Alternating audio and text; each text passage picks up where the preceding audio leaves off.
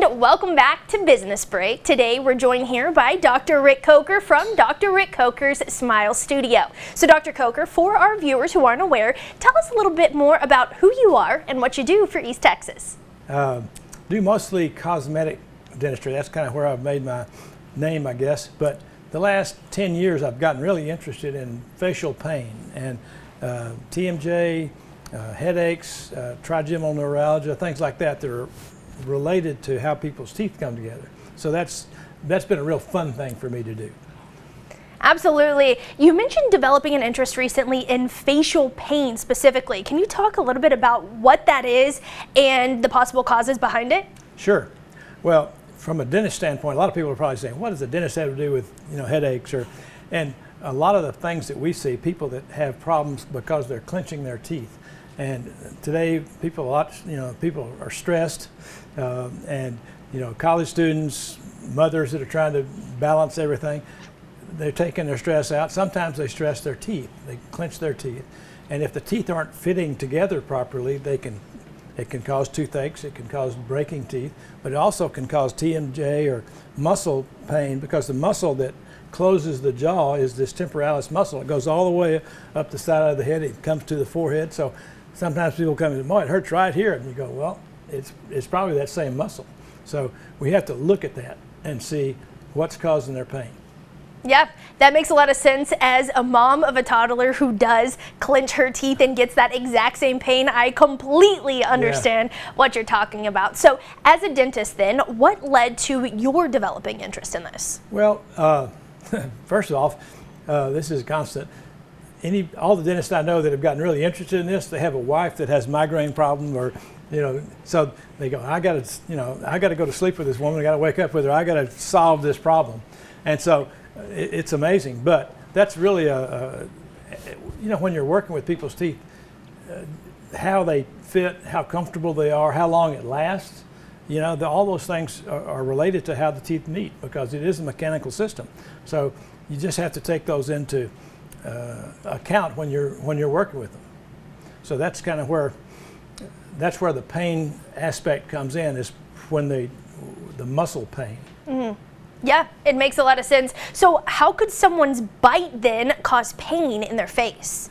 Well, there really are two components. Mm-hmm. One is the stress, how the muscles are reacting, and the second is how they fit, how the teeth fit, because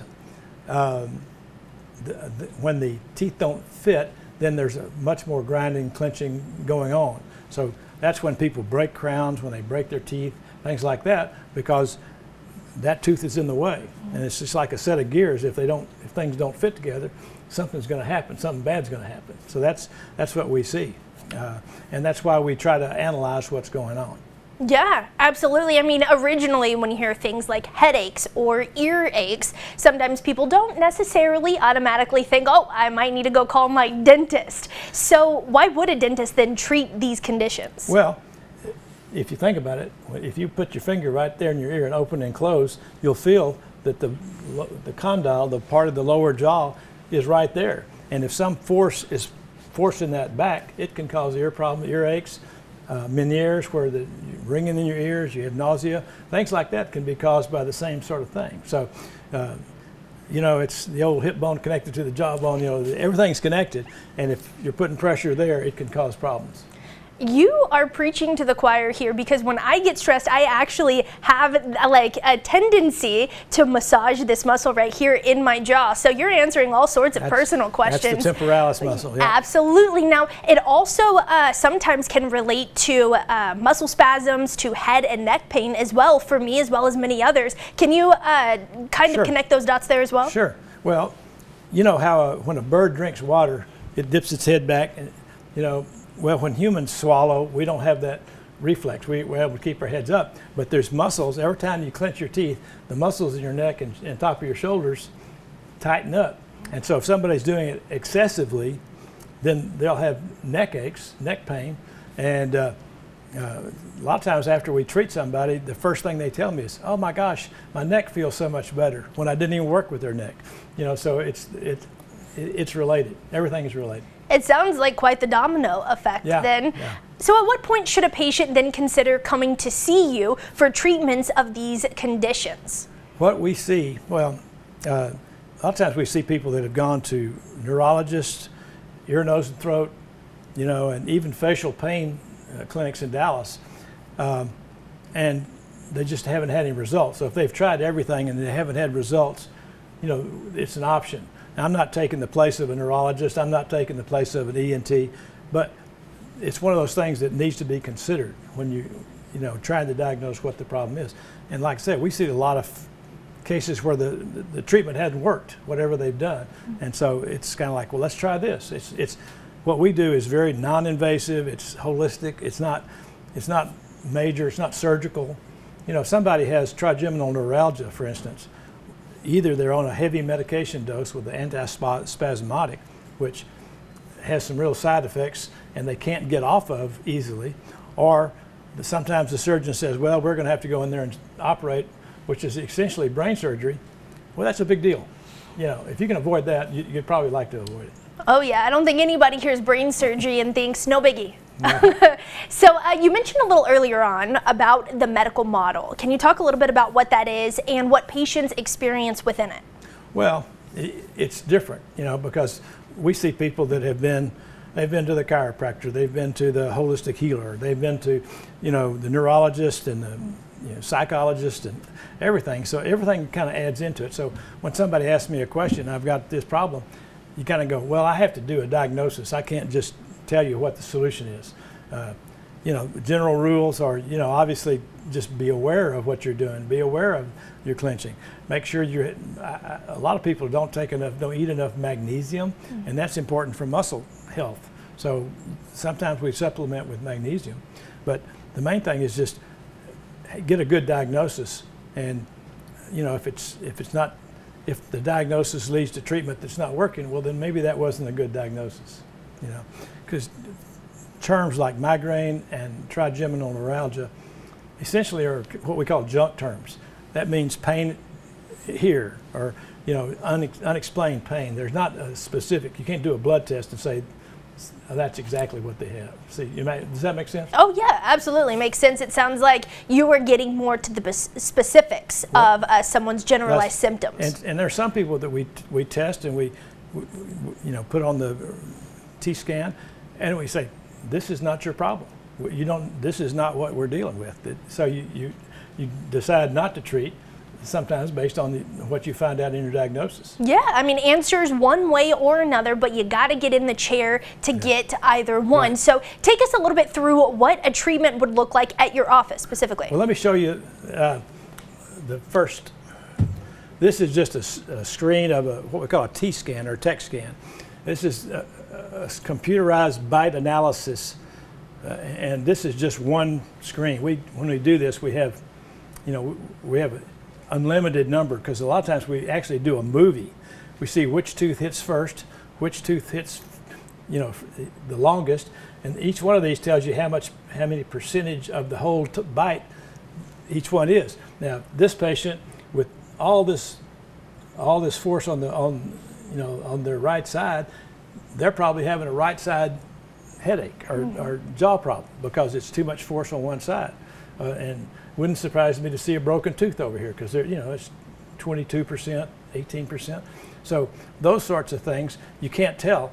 You know, most of the time when a dentist checks your bite, if you've had a filling or something like that, you're too young to remember having fillings, but they use carbon paper, like, you know, you used to use in typing. Well, that tells you nothing. It is absolutely worthless as far as this. This tells me exactly, and what these are down here, oops. That's all right. That actually is a movie of the whole time. It tells me what teeth are hitting and what side. This little pyramid, little kite thing here tells me where the sum total of all the forces are, so we can see it's all on this side. So that's the most, probably the most important diagnostic thing we can do, along with the x-rays and the cone beam and things like that. Because you just have to know what's going on. You don't know if there's a tooth that's got an abscess. You don't know if it's a broken tooth. There's so many different things. But this is probably the most critical thing for treating this. Yeah, it can localize the pain, and you're able to see exactly why you may be having some headaches on that side, like you said, or neck pain down that side. Again, that domino effect, you're tracing it backwards.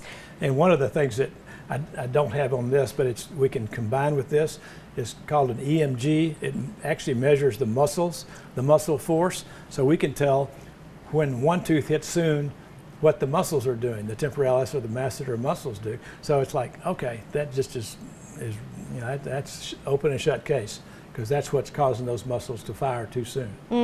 It sounds like we have a ton of information, and wow, the advancements in dentistry in general, but specifically when it comes to the teeth and the biting, are blowing my mind. But let's talk more about prevention, right? Obviously, no one wants to be the person that has to sit in that chair. Nobody wants to be experiencing those symptoms to get to an answer. So what can we do in terms of clenching, grinding, leading to those conditions? So what causes that? What causes the clenching? What causes the grinding? And what can people look out for to just keep from doing it before it becomes a problem? I think it's a natural thing for people to clench and grind. I don't think you can stop that unless everybody's on some kind of Zoloft or some kind of tranquilizer, which you wouldn't want to see.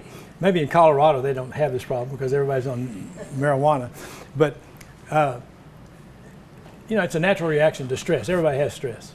But when it's too much, or when there's a localized pain or discomfort or something like that, then that's when it's time to take a look at it.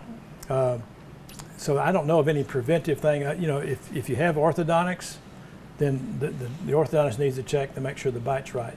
And some orthodontists do and some don't. And so whatever treatment's done, whether it's just in a regular dental office, the patient has to be saying, well, this doesn't feel right. Let's make sure it's good. The patient has to be their own advocate, which is a kind of a continuing theme in medicine these days. You got to take care of yourself. So I don't know of any. There's no one preventive thing to do that. Put something on the teeth that keep you from grinding them. And that makes a lot of sense. I know my dentist has told me multiple times that I need something like a night guard at night to prevent from grinding my teeth, but it doesn't necessarily fully prevent, because during the day, clenching my jaw, things of that nature. But would you say that mitigates some of the symptoms? It can make them worse. It depends on how the bite is set up. So we used to do a lot of splints, still do a few. We call them splints. But the basic splint is just putting plastic between your teeth, and it essentially protects your teeth. When you have somebody with a TMJ problem or a headache problem, there are other types of splint that put them in a position where the muscles are at rest, and that's a different type of splint. So my feeling is, and what we've done is kind of gone away from doing those. If I can get the bite to fit right, then that's not really going to do them much good. So there's sometimes that you need to do that. So there's not one fix for everything. Yeah, that makes sense. It sounds like your approach fixes it at the foundational level and not just putting something in place for one of the symptoms. So if someone is seeing this out here now and has been hurting like this for years, is it too late for you to help them? They're not going to die from this, no. So yeah, that's why we're here, and it's the most gratifying thing we do is to get somebody that's been suffering and headache, and you don't enjoy life if you're hurting, and sometimes they come back and they're just a new person because they've lifted that pain away from their lives, and that's a gratifying thing for me. I mean, I love to do smiles, but I also enjoy this too. Absolutely. All right, finally, where can people go to learn more about the Smile Studio? Well, you can go to my website, www.tyler-smiles.com. Look me up in the phone book. I don't want to make this sound like I'm the only one in the universe that does this, but I just think that this is such a unique thing. And I think there are 2 dentists in town that have this, and the other guy doesn't use it. But to me, it's just the best answer that I've seen. And well, you had to do it, but. So I don't want to make it sound like, oh yeah, look, come to see me because you're going to die without me. It's just, this is the best thing I've found in my 52 years to solve this kind of problem. Yeah, I mean, it is fascinating the amount of information that you get from a single bite, being able to see the pressure, exactly where that pressure is localized and how much of it. It has been fantastic and very eye-opening. I might give you a call after this. Thanks again, Dr. Coger, for joining us here for this conversation. Guys, we will be right back on East Texas Now after this.